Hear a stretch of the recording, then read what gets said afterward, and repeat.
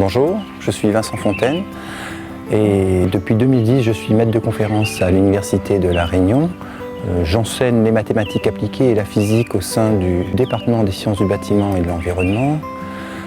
J'ai eu l'occasion d'exercer la responsabilité de directeur adjoint au sein du département physique et j'ai également été responsable de la formation physique au sein de la faculté des sciences et technologies.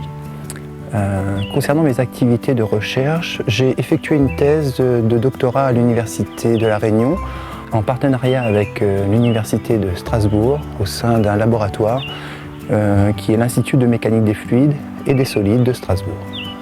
Mes activités de recherche consistent tout simplement à essayer de reproduire le plus fidèlement possible un phénomène physique via une interface informatique. Galilée disait la chose suivante: le livre de la nature est écrit dans un langage mathématique. Tous les phénomènes que nous pouvons observer, comme par exemple le mouvement des planètes ou encore la propagation de l'onde sismique, sont des phénomènes physiques dont la description est régie par des équations ou des expressions mathématiques que nous appelons équations aux dérivées partielles. Il faut savoir que nous sommes dans l'incapacité totale de vous donner des solutions exactes de ces problèmes. L'essentiel de mon travail consiste justement à développer un arsenal théorique, disons mathématique et informatique, pour nous permettre de représenter le plus finement et le plus justement possible ces solutions. C'est ainsi que les scientifiques ou les ingénieurs sont en mesure de prédire bon nombre de phénomènes comme la prévision météorologique ou la prévision climatique.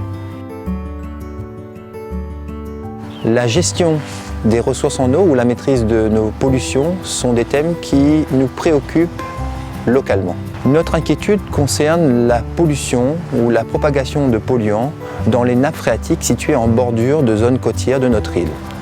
En collaboration avec le laboratoire de Géosciences Réunion, nous tentons de représenter tous ces phénomènes de propagation et plus particulièrement, nous nous focalisons sur deux modes de pollution.